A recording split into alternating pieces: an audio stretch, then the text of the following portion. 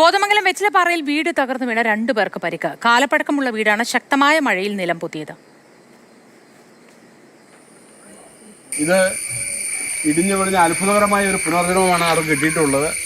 ആളെ മെഡിക്കൽ കോളേജിലേക്ക് കളമശ്ശേരി മെഡിക്കൽ കോളേജിലേക്ക് അമ്മിണിയെ കൊണ്ടുപോയിരിക്കുകയാണ്. ഇടിഞ്ഞ് ഇത് കിടന്നു പോരാൻ പറ്റാത്തൊരു സാഹചര്യമായിരുന്നു ഇവിടെ ഉണ്ടായിരുന്നത്. ഇത് പഞ്ചായത്ത് അധികൃതരും ഗവൺമെൻറ്റും അടിയന്തരമായ ഇതിനൊരു ശാശ്വത പരിഹാരം ഈ ഉള്ള കെട്ടിടങ്ങൾക്ക് കണ്ടെത്തിയില്ലെങ്കിൽ ജനങ്ങൾ ഇനിയും ഇതുപോലുള്ള അത്യാഹിതങ്ങൾ ഉണ്ടാവും. ഇത് അത്ഭുതകരമായാണ് 2 ജീവൻ രക്ഷപ്പെട്ടത്. സ്നേഹമുള്ളേനാൻ വിവരങ്ങളുമായി ചേരുന്നു. സ്നേഹ, ഗുഡ് മോർണിംഗ്.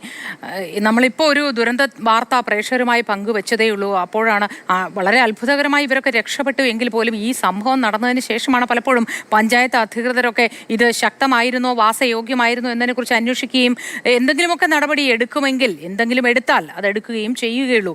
ഈ ഘട്ടത്തിൽ എന്താണ് സംഭവിച്ചത്?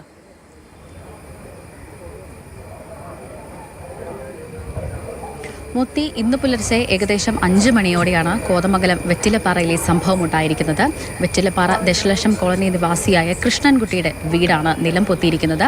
രാത്രി ശക്തമായ മഴയുണ്ടായിരുന്നു. പക്ഷേ പുലർച്ചയ്ക്ക് മഴ നല്ല രീതിയിൽ മഴയ്ക്ക് ശമനമുണ്ടായിരുന്നു. ഏകദേശം 5 മണി സമയമായതുകൊണ്ട് തന്നെ ഈ കൃഷ്ണൻകുട്ടിയും അതുപോലെ തന്നെ ഭാര്യ അമ്മിണിയും ഇവർ 2 മാത്രമായിരുന്നു ഈ സമയത്ത് വീടിനുള്ളിൽ ഉണ്ടായിരുന്നത്. ഇവർ കിടന്നുറങ്ങുകയായിരുന്നു. ഈ സമയത്താണ് വീട് തകർന്ന് വീണത്. ഈ ശബ്ദം കേട്ട് നാട്ടുകാർ ഓടിയെത്തി ഇവരെ രക്ഷപ്പെടുത്തി. അത്ഭുതകരമായ ഒരു രക്ഷപ്പെടലാണ് എന്നാണ് പറയുന്നത്. മറ്റ് അനിഷ്ട സംഭവങ്ങളൊന്നും ഉണ്ടായില്ല എന്നുള്ളത് ഒരു ആശ്വാസകരമായ കാര്യമാണ്. പക്ഷേ കൃഷ്ണൻകുട്ടിക്കും അമ്മിണിക്കും പരിക്കേറ്റിട്ടുണ്ട്. ഇതിൽ അമ്മിണിയുടെ പരിക്ക് സാരമായ പരിക്കാണ് അമ്മിണിക്ക് ഏറ്റിരിക്കുന്നത്.